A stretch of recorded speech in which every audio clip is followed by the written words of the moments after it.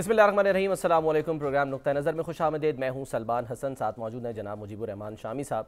नाज़रीन, बिलावल भुट्टो ज़रदारी ने एक मुतालबा कर दिया है और वो मुतालबा ये किया है कि जो सदर मुमलिकत हैं, जो कि अब अपनी मुद्दत जो है तकरीबन मुकम्मल कर चुके हैं और जाने वाले हैं, उनके ख़िलाफ़ आइन शिकनी का मुकदमा होना चाहिए, और एक नहीं दो मामलात में, यानी आइन तोड़ने पर भी और इसके साथ साथ जो वो इजलास नहीं बुला रहे असम्बली का, उस पर भी। तो एक तरफ वो ये मुतालबा कर रहे हैं और दूसरी तरफ हम देख रहे हैं कि जो ये इसकी जो वजह बन रहा है सदर का इजलास न बुलाना, वो है मखसूस नशिस्तें जिनका मुतालबा कर रही है सुन्नी इत्तेहाद काउंसिल, जो कि हकीकी तौर पे तो PTI है लेकिन वो शामिल हो चुकी है। अब उसमें देखना ये है कि फ़ैसला क्या सामने आता है, क्योंकि कहा तो ये जा रहा है कि असम्बली जब मुकम्मल होगी तो ये इजलास बुलाया जा सकता है। लेकिन आज ये जो शामी साहब सर मुतालबा जो सामने आ रहा है बिलावल भुट्टो ज़रदारी साहब की तरफ से, वो तो कह रहे हैं कि जी एक नहीं दो यानी कि मुकदमात होने चाहिए। ज़रा सुन ले शामी साहब बिलावल साहब ने क्या फरमाया, फिर आगे बढ़ते हैं। सुनाइए जी। तो एक नहीं दो मामलात में कह रहे हैं कि आइन शिकनी जो है उन्होंने की है और मुकदमा होना चाहिए। लेकिन मेरा सवाल ये है शामी साहब कि जब पहले मौका मिला था इनको, तो पहले मुआवजा कर देते, पहले कह देते कि जी ठीक है जी इन्होंने गलत काम किया है। उस वक्त क्या वजह थी कि उनके खिलाफ कोई कार्रवाई नहीं की? यानी वही वाली बात कि कहते हैं ना, मोमिन एक सुराख से 2 बार नहीं डसा जाता, तो आपने तो खुद मौका दे दिया डसने का। तो मोमन कौन है? यहाँ तो बिलावल डॉक्टर आरिफ अलवी है या बिलावल भुट्टो ज़रदारी हैं? इस मामले में तो बिलावल साहब हो गए। अच्छा, या देखिए बात यह है, सदर पाकिस्तान को आईन पाकिस्तान ने मुकम्मल तहफ़्फ़ुज़ दिया है।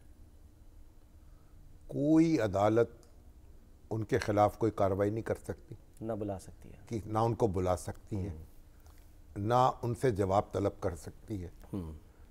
सदर पाकिस्तान के ख़िलाफ़ सिर्फ पार्लियामेंट यानी दोनों हाउसेस जो है ना, कौमी असम्बली और सेनेट, वो मिलकर कार्रवाई कर सकते हैं, उन्हें इम्पीच कर सकते हैं, मुआवजा जिसे उनका मुआवजा कर सकते हैं, उन पर मुकदमा चला सकते हैं और 2/3 अक्सरियत से उनको डिसमिस कर सकते हैं, जो है ही नहीं।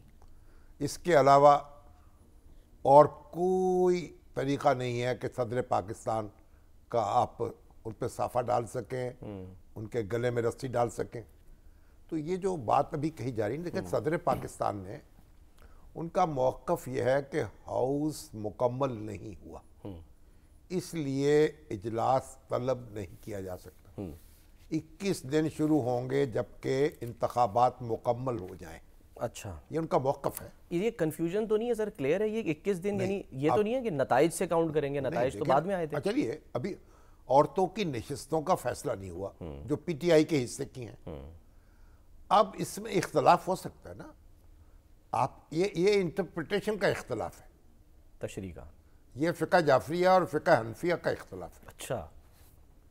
और हमारी जो है ना, हमारे सल्फ़ी कहते हैं कि आप जब तक 3 तलाक़ें नहीं देंगे हर माह, हर तोहर के बाद, उस वक्त तक तलाक़ मुअस्सर नहीं होगी, रुजू का मौका रहे ताकि। और हनफी कहते हैं तलाक़ तलाक़ तलाक़, फारिग, और तलाक़ हो गई। ड्रामों में भी कई हुई है इस तरह। और जाफरी कहते हैं कि जब तक गवाह नहीं होंगे तलाक़ के, उस वक्त तक तलाक़ मुअस्सर नहीं होगी। वकील जिन्हें कहा जाता है। ये इंटरप्रिटेशन का इख्तलाफ है। सदर साहब का ख्याल ये है कि जब ख्वातीन की नशिस्तों का इंतखाब हो जाएगा, हाउस उस वक्त मुकम्मल होगा।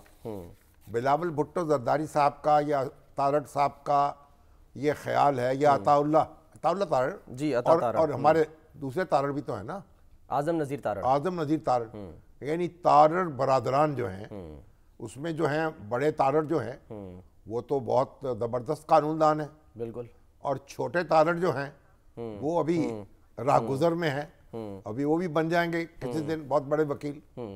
इसाक डार साहब भी यही कह रहे हैं सर। तो इसाक डार साहब भी चलिए कह लें, उनको भी आप तारड़ बरादरान में शामिल कर लें।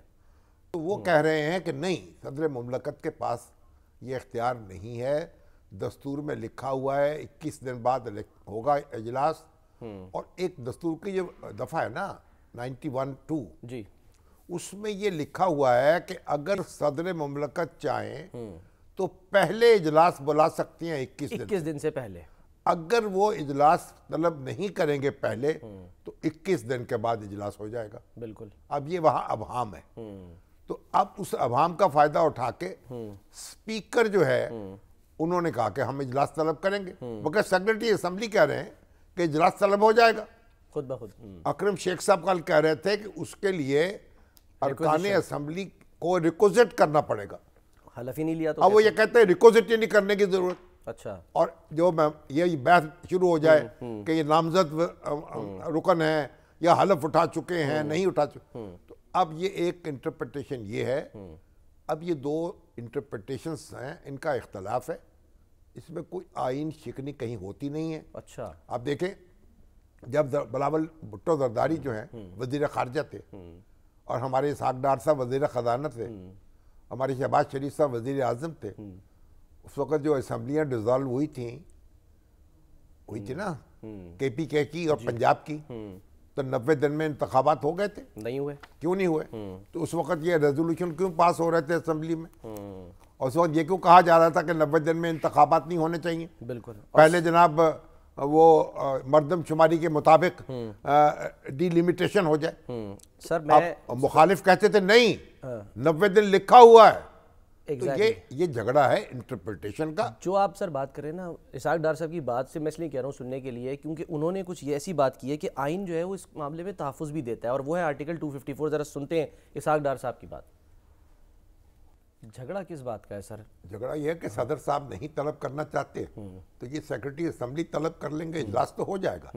صدر صاحب تحریک انصاف کے رہنما ہیں، اس کے سیکرٹری جنرل رہے ہیں ابھی تک، بڑے دبنگ لیڈر رہے ہیں، صدارت میں بیٹھ کے بھی نہیں اوہو بھائی، آپ الزام تو لگ رہا ہے سر۔ صدر صاحب جو ہیں انہوں نے واپس جانا ہے جب، تو ان کی کانسٹیٹوئنسی وہ ہے نا، اس کو بھی تو کوئی آسودگی دینی ہے، تو ان کے دینے دیجئے۔ Safe exit. آپ ذرا تمیز سے بات کریں، صدر مملکت کا عہدہ جو ہے، آپ اپنے والد کے بارے میں کیسے گفتگو کرتے ہیں، چچا کے بارے میں کیسے کرتے ہیں، آپ دیکھیں تایا کے بارے میں کیسے گفتگو کرتے ہیں، دادا کے بارے میں کیسے کرتے ہیں، اختلاف کرتے ہیں ادب کے ساتھ، ادب کے ساتھ، تو ادب کے ساتھ اختلاف کریں۔ باقی یہ کہ بلاول بھٹو زرداری کہہ رہے مقدمہ کوئی قائم نہیں ہو سکتا، اگر مقدمہ، ہاں یہ آئین کے خلاف بات یہ کہہ سکتے ہیں آپ، ہر آئین شکنی جو ہے وہ آرٹیکل 6 کے تحت قابل مواخذہ نہیں ہوتی۔ چلیں سر، یہ تو ٹائم، آپ نماز نہیں پڑھتے، فرض کریں ایک صاحب ہیں مسلمان ہیں مگر نماز نہیں پڑھتے، تو اگر نماز نہیں پڑھیں گے تو کافر ہو جائیں گے، ان کے خلاف وہ سلوک ہوگا جو کفار سے ہوتا ہے۔ سر صدارت ختم ہونے گناہگار ہے نا، گناہگار ہیں، کافر نہیں ہیں۔ تو اس لیے جو آئین شکنی ہو سکتی ہے کہ آپ کہیں کہ آئین کے تقاضے پورے نہیں کیے گئے، بعد میں ہو سکتا ہے سر، جب یہ ہٹ جائیں صدارت سے، اس پر پھر دوبارہ اس پر کچھ نہیں ہو سکتا، بعد میں بھی نہیں۔ جیسے ہائی کورٹ ایک مقدمہ کا فیصلہ کرتی ہے اور سپریم کورٹ اسے ختم کر دیتی ہے، ہائی کورٹ کہتی ہے کہ دستور کے مطابق یہ معاملہ اس طرح ہے، سپریم کورٹ کہتی ہے نہیں اس طرح ہے، تو اب ہائی کورٹ کے ججوں پہ آپ مقدمہ چلائیں گے۔ صدر کی ایک انٹرپریٹیشن ہے، آپ کو قبول نہیں ہے، آپ اپنا شوق پورا کر لیں، اجلاس بلا لیں، اللہ اللہ خیر صلی اللہ، صدر صاحب بھی خوش ہو جائیں گے، ان کے انصافی بھائی جو ہیں وہ بھی ان کے نعرے لگائیں گے، اور آپ بھی اپنی جگہ جناب اپنا جوہر دکھا لیں جو دکھانے ہیں۔ لیکن سر اعظم نذیر تارڑ صاحب تو مختلف بات کریں نا، وہ کہہ رہے ہیں کہ جی آئین میں کہیں نہیں لکھا کہ خالی سیٹوں کی وجہ سے اسمبلی جو ہے وہ مکمل نہیں ہوتی۔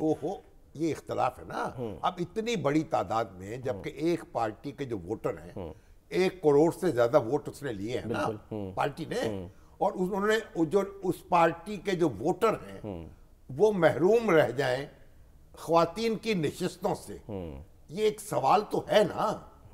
اب اس کو اگر صدر صاحب اس کی رائے ایک کر رہے ہیں، فقہ جعفریہ کے مطابق وہ انٹرپریٹ کر رہے ہیں، آپ فقہ حنفیہ کے مطابق کر رہے ہیں، اس میں کیا حرج ہے؟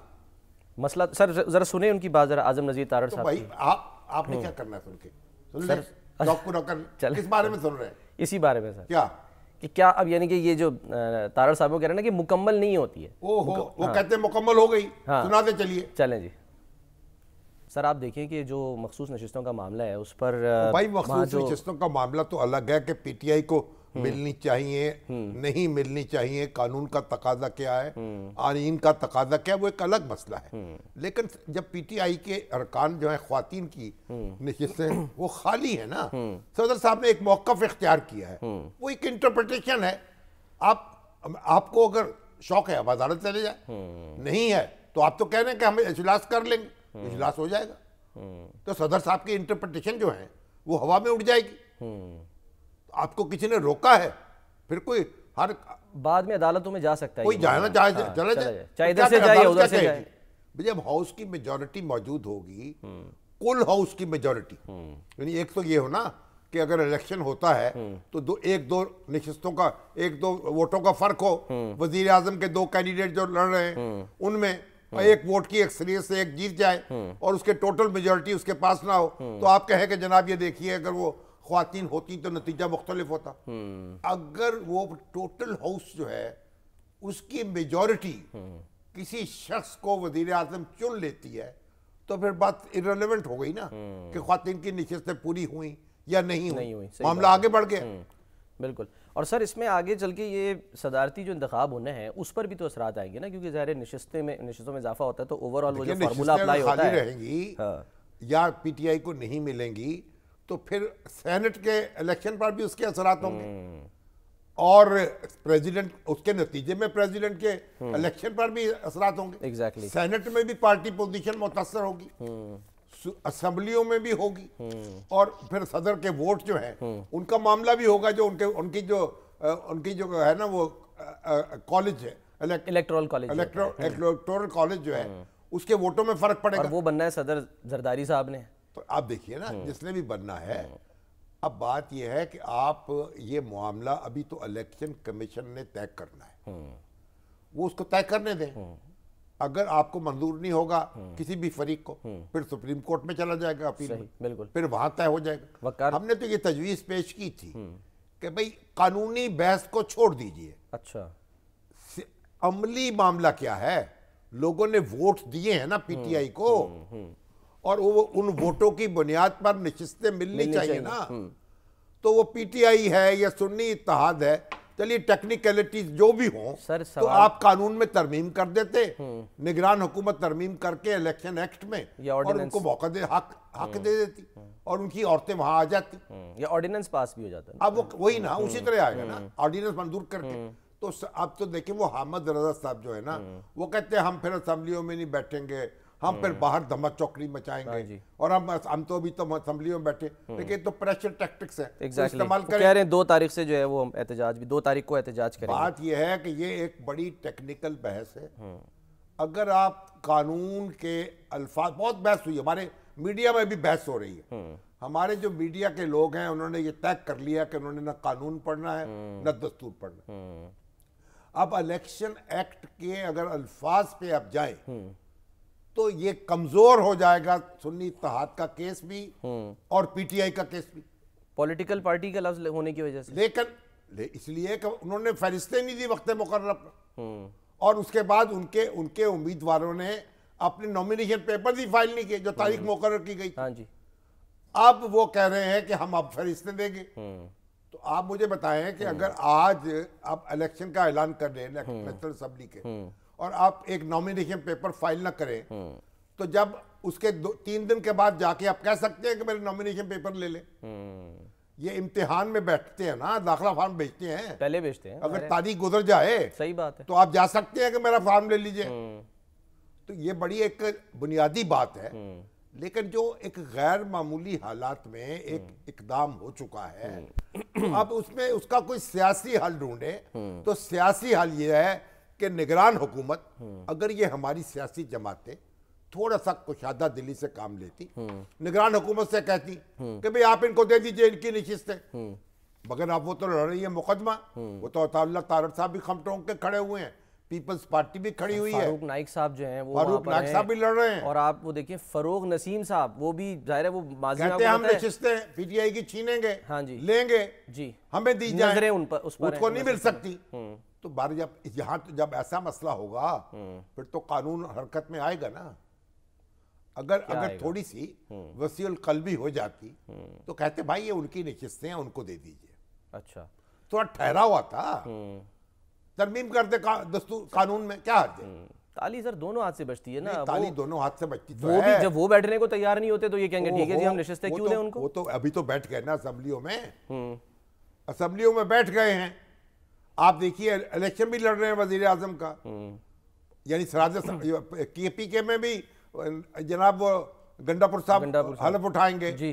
ہر جگہ آزاد حیثیت میں ہر جگہ ان کے لوگوں نے, ارکان اسمبلی نے حلف تو اٹھا لی ہے, پنجاب میں بھی اٹھا لیا. تو وہ انہوں نے الیکشن کے نتائج بالفعل تو تسلیم کر لیے نا, آ کے اسمبلیوں میں بیٹھ گئے. اب آپ ان کو تھوڑا سا ان سے محبت کا سلوک کر دیں, کیا حرج ہے اس میں؟ آپ کی نہ میجورٹی تو فرق نہیں پڑتا, آپ کی میجورٹی اپنی رہے گی, ان کی اپنی, ان کی 15-20 سیٹیں بڑھ جائیں گی, اور اس سے کیا فرق پڑے گا؟ ان کو آسودگی مل جائے گی. تھوڑا سا بڑے دل کا سسٹم جو ہے اس کو سٹیبلائز کرنا ہے نا, دنگا مشتی تو ہر وقت نہیں رکھنی. لیکن اگر ایسا نہیں آپ کو منظور تو پھر ٹھیک ہے, پھر دماندم مسکر اندر جو قانون کے اور آئین کے تقاضے ہوں گے اس کے مطابق فیصلہ ہو جائے گا. الیکشن کمیشن سماعت کرے گا. وقار ہے سر ہمارے ساتھ, اور پھر اس کے بعد ان کی بھی سن لیتے ہیں, بات تو ختم کر دی نا. اب الیکشن کمیشن فیصلہ کرے, اس کے بعد پھر جائے گا سپریم کورٹ میں معاملہ, تو جو قانون ہے اس کے مطابق فیصلہ ہو جائے گا.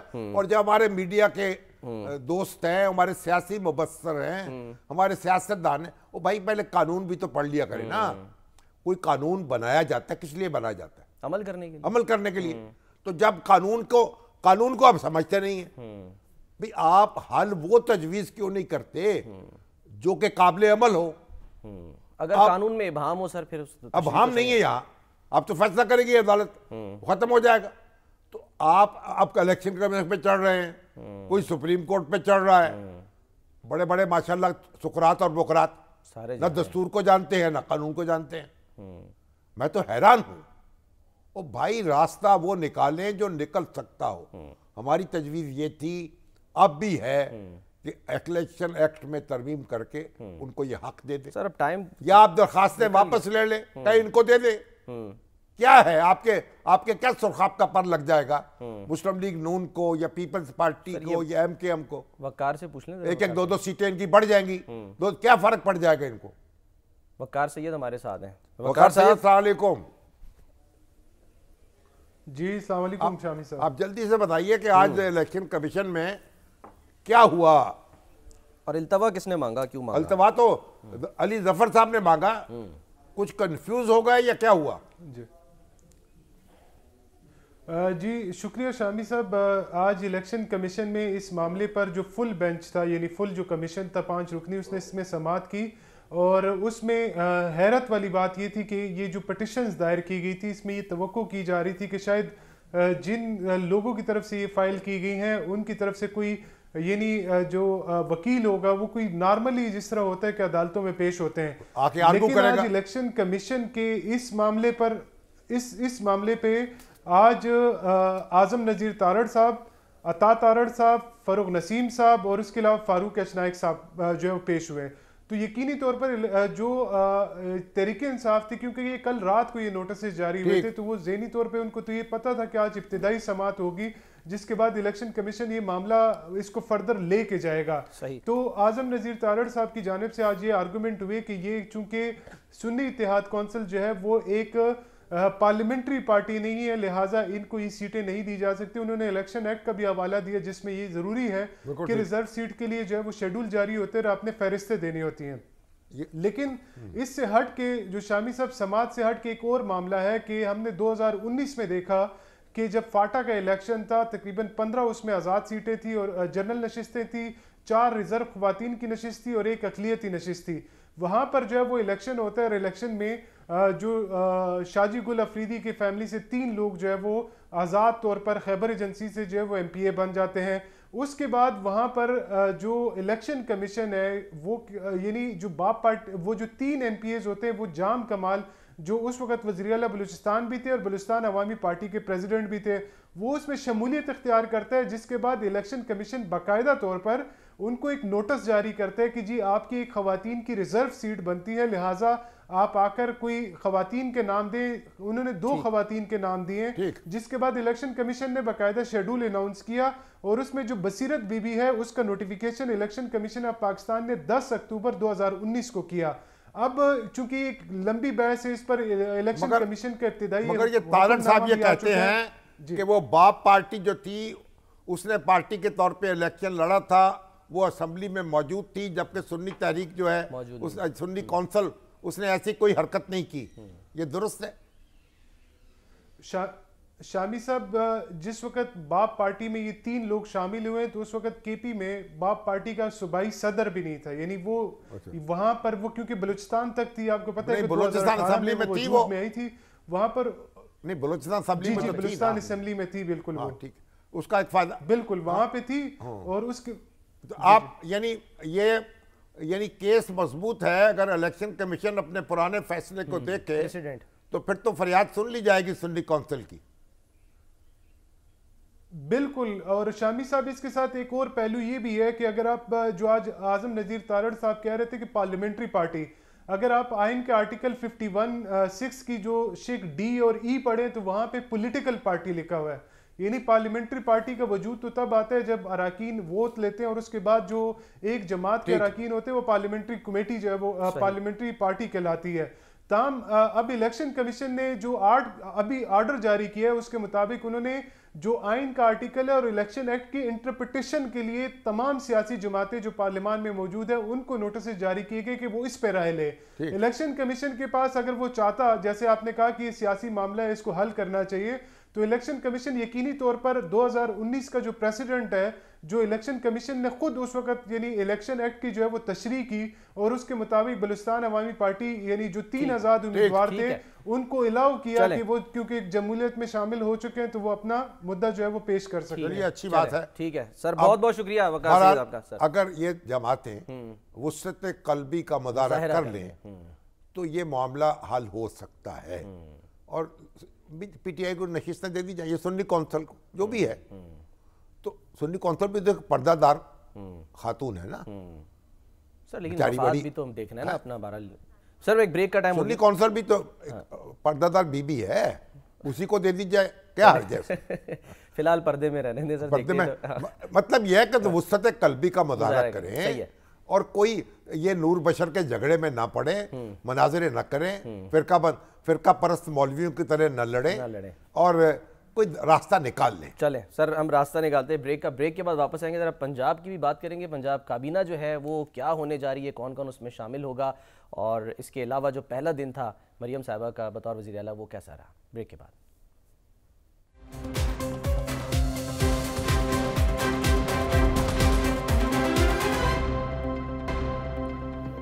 ویلکم بیک جی. مراد علی شاہ صاحب نے حلف اٹھا لیا ہے اور وہ وزیر اعلیٰ سندھ مسلسل تیسری دفعہ بن گئے. ہیٹ ٹرک انہوں نے کر لی ہے، اور اس سے پہلے قائم علی شاہ صاحب بھی 3 دفعہ رہے، لیکن ظاہر ہے وہ اس میں گیپ بھی آیا تھا.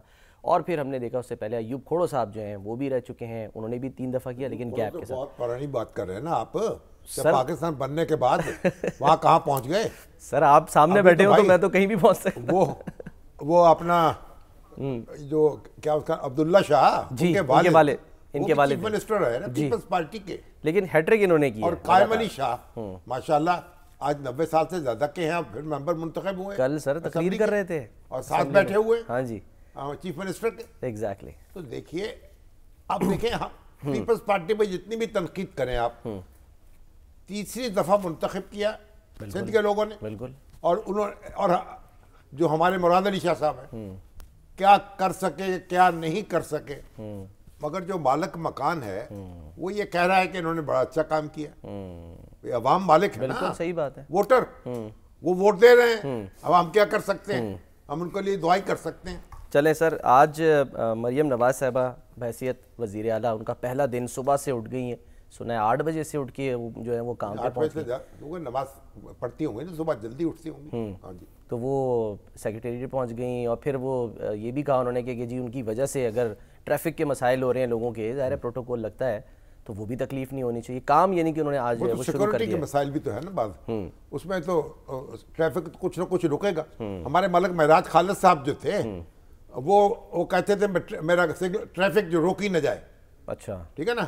تو ٹریفک میں پھنس گئے مال روڈ پر. میٹنگ میں دیر سے ان کا پوچھا بھی یہ ٹریفک کیوں روکی پڑی ہے. چلے سر، انہوں نے کہا جی گورنر صاحب جو ہے نا خواجہ طارق رحیم، ان کی سواری جا رہی ہے اس لیے ٹریفک روکی گئی ہے. تو وزیر اعظم پھنسا ہوا تھا وہاں، وہ لیٹ پہنچا تقریب میں. اچھا. تو یہ مسائل تو ہیں. اب سیکورٹی اور پروٹوکول یہ دو الگ الگ چیزیں ہیں. بالکل صحیح ہے. اب سیکورٹی کے نام پر پروٹوکول دگنا کر دیتے ہیں لوگ, یہ بھی بڑا مسئلہ ہے. تو آج وہ گئی ہیں سیکریٹریٹ, افسروں سے خطاب کیا ہے. سر کچھ ہم بھی دیکھتے ہیں کہ کوئی ایسے افراد بھی ساتھ آگے پیچھے نظر آ رہے ہوتے ہیں جن کا تعلق نہیں ہوتا, تو یہ کب تک رہے گا؟ سر پرویز رشید صاحب. اچھا لو تو مسلم لیگ کے بزرگ رہنما ہیں, میٹنگ میں تھے وہ, جو افسروں کے ساتھ میٹنگ تھی. کیا ہوتا تھا؟ حسن رضا صاحب ہمارے ساتھ بیورو چیف, خبر بھی ہے سر ان کے پاس آج کابینہ سے متعلق. ہاں جی, اس کو ایسا کرنا چاہیے. پرویز رشید صاحب بزرگ آدمی ہیں, ان کا مشورہ باوقار شخص ہیں اور دیانتدار شخص ہیں, اور ایک بڑا انہوں نے یعنی پوری تاریخ ہے ان کی. بالکل. مگر یہ ایسا کرنا چاہیے کہ ان کو ایڈوائزر بنا لے وہ باقاعدہ طور. ہاں باقاعدہ, جو کام وہ قاعدے سے ہونا چاہیے نا. پھر وہ جہاں چاہے بیٹھے, جس میٹنگ میں چاہے شریک ہوں. سر ٹائم کم ہے, اگر وہ ایڈوائزر نہ بنے تو پھر مشکل ہو جائے گی. پھر سرکاری افسروں سے مل رہی ہیں, دوسرے میٹنگز کر رہی ہیں, تو پھر ہمارے بھائی جو ہیں ان کے لیے مشکل ہو جائے گی. ہمارا مشورہ ہے ان کو. چلے مشورہ دیکھتے ہیں. اب کابینہ بن رہی ہے حسن رضا. بالکل, کون کون آ رہا ہے؟ اور 15 رکنی ابتدائی طور پہ کیبنٹ فائنل کی گئی ہے. عظمہ بخاری, جی وزیر اطلاع عظمہ بخاری صاحبہ وزیر اطلاعات ہوں گی. ہاں جی, اور مریم اورنگزیب صاحبہ وہ بھی کیبنٹ کا حصہ ہوں گی. سینئر وزیر ہوں گی کیا؟ اور ابھی تک کی اطلاعات کے مطابق ان کو پی این ڈی کی اور داخلہ کی وزارت دی جا رہی, کیونکہ کل لا اینڈ آرڈر کی میٹنگ میں وہ خود بھی موجود تھیں. ابھی تو سائے کی طرح وہ ساتھ ہیں.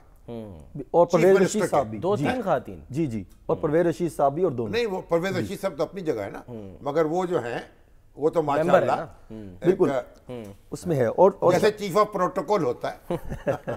شامی صاحب, اس کیبنٹ میں اگر دیکھا جائے کچھ پرانے دونوں جی کچھ پرانے چہرے جو ہے ان کو دوبارہ ریپیٹ کیا جا رہا ہے, جس طرح خواجہ عمران نذیر صاحب, پھر بلال یاسین, اور شامل کیا جا رہا ہے فیصل کھوکھر صاحب کو, وہ جو سیف الملوک کھوکھر صاحب کے ساتھ انہوں نے بڑا لاہور میں بڑا کام کیا. پھر پرویز رشید صاحب بھی لاہور فتح کر لیا ہوا ہے بھائی.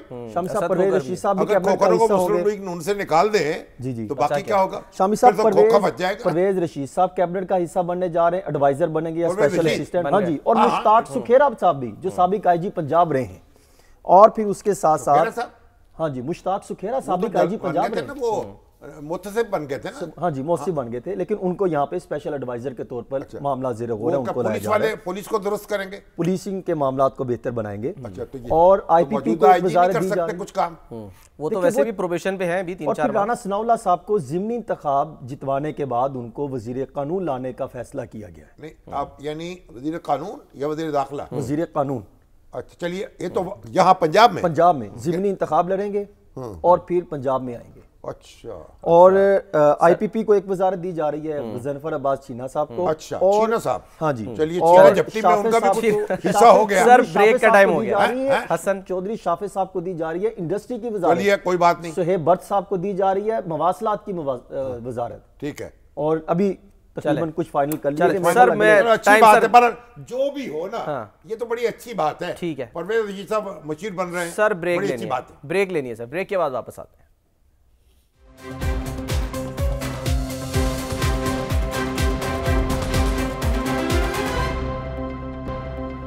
پروگرام کا وقت ختم ہوتا ہے. ناظرین اپنا خیال رکھیے. اللہ حافظ.